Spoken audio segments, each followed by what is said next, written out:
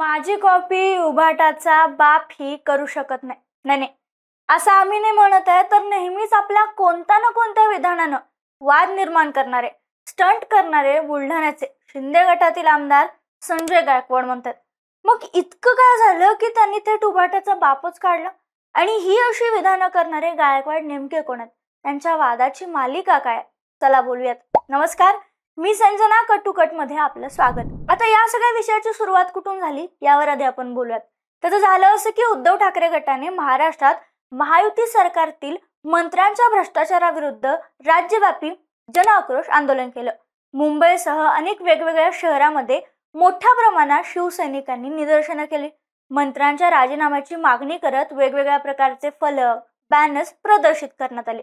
अगदी जालना, परभणी, सोलापूर, बुलढाणा अशा अनेक ठिकाणी ही आंदोलनं करण्यात आली होती. यावेळी माझ्या राज्याचा मंत्री हनी ट्रॅपमध्ये अडकतो, मला लाज वाटते, अशा स्वरूपाचे अनेक फलक घेऊन शिवसैनिक आंदोलनात सहभागी झाले होते.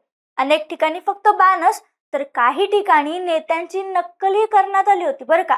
म्हणजे कोणी टॉवेल घालून आलं होतं, तर कोणी बनियांवर जादू टोण्याचे मंत्र म्हणत होते, तर कोणी टेबल मांडून रमी खेळत होतं. यामध्ये कोकाटेंपासून गोगावलेपर्यंतचा समावेश होता. संजय गायकवाड यांचा जो आमदार निवासातील कॅन्टीनचा राडा आहे त्याची देखील नक्कल करण्यात आली. एका व्यक्तीने लुंगी आणि हातात ग्लव्स घालून संजय गायकवाड यांची नक्कल केली, त्यांचा कृतीचा निषेध केला. आणि मग याबद्दल जेव्हा संजय गायकवाड यांना पत्रकारांनी प्रश्न विचारला तेव्हा त्यांनी केलेल्या विधानामुळे वादंग सुरू झाला. ते म्हणाले, उभाटाच्या वतीनं जे आंदोलन करण्यात येत आहे तो सर्व रिकामचोट पक्ष राहिलाय, त्यांना काही काम राहिलं नाही, ते माझी कॉपी करू शकत नाहीत, मी ओरिजिनल आहे, उभाटाच्या बापालाही माझी कॉपी करणं जमणार नाही. हो, शेवटी ते म्हणाले उभाटाच्या बापालाही माझी कॉपी करणं जमणार नाही. त्यामुळे आता नवा वाद होण्याची शक्यता नाकारता येत नाही. आता त्यांनी केलेल्या विधानामुळे अनेक प्रश्न निर्माण होतात. कारण जेव्हा उभाटाच्या बापालाही जमणार नाही असं विधान संजय गायकवाड करतात, तेव्हा आता ते थेट बाळासाहेब ठाकरेंशी तुलना करतायत का? हिंदुत्ववादी नेते अशी गायकवाडांची जी इमेज आहे, भगवा आणि हिंदुत्ववाद हा जो नेहमी शिवसेनेचा अजेंडा राहिलाय तो अनेकदा आपण चालवत असल्याचं गायकवाड म्हणतात. त्यामुळे आता ते थेट स्वतःची तुलना ठाकरे कुटुंबाशी करू लागलीत की काय, असा प्रश्न या निमित्ताने निर्माण होऊ लागला. आणि यावर जेव्हा मोठ्या प्रमाणात चर्चा सुरू झाली तेव्हा गायकवाडांनी लगेचच युटर्न घेतला आणि आपण या जे केलेलं विधान आहे त्यावर स्पष्टीकरण देताना ते म्हणाले, माझ्या मतदारसंघात सुद्धा बॉक्सिंग मारतानाचा प्रतिकात्मक आंदोलन करण्यात आलं. याबाबत मला विचारलं असता मी उत्तर दिलं होतं की माझं प्रतिकात्मक आंदोलन करायची उभाटाच्या कार्यकर्त्याच्या बापाची अवकात नाही.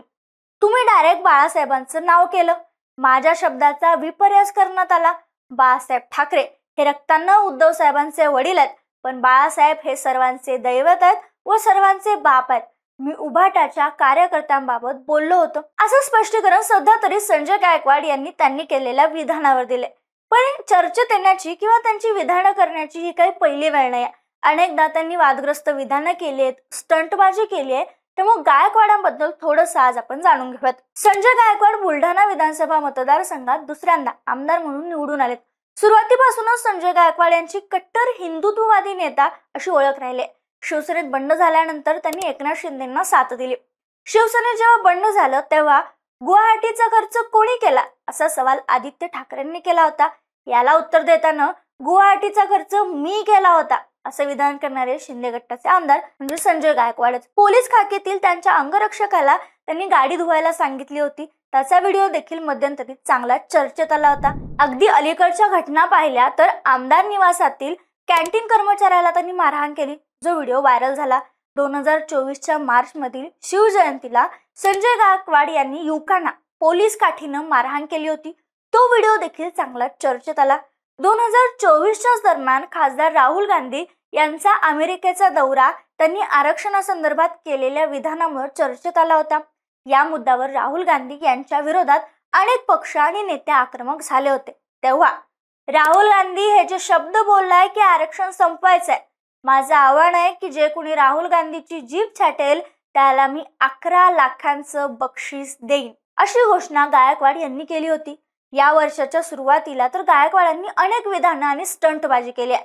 विधानसभा निवडणूक पार पडल्यानंतर सत्कारावेळी निवडणूक आल्यानंतर आपल्याला मत न देणाऱ्या मतदारांबद्दल बोलताना तुम्ही फक्त एक मत मला देऊ शकत नाही, फक्त दारू, मटण आणि पैसे अरे 2-2 हजारात विकले गेले असं म्हणत त्यांनी मतदारांना चक्क शिवीगाळही केली होती.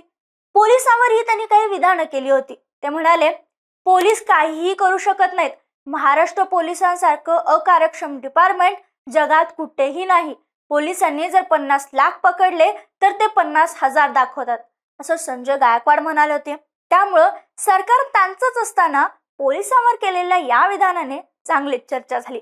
अगदी काही दिवसांपूर्वीच जेव्हा मराठी हिंदीचा वाद सुरू होता तेव्हा ठाकरे बंधूंवर टीका करताना छत्रपती संभाजी महाराजांनी 16 भाषा शिकल्या, ते मूर्ख होते का? छत्रपती शिवाजी महाराज बहुभाषिक होते असं विधान त्यांनी केलं होतं, जे चांगलंच चर्चेत आलं होतं. ती हिंदीत एक म्हण आहे बघा, प्राण जाय पर वचन न जाय. त्याप्रमाणे कितीही वाद झाले, आरोप झाले, गुन्हे झाले तरी गायकवाडांची वादग्रस्त विधानं, स्टंटबाजी काही कमी होत नाहीये.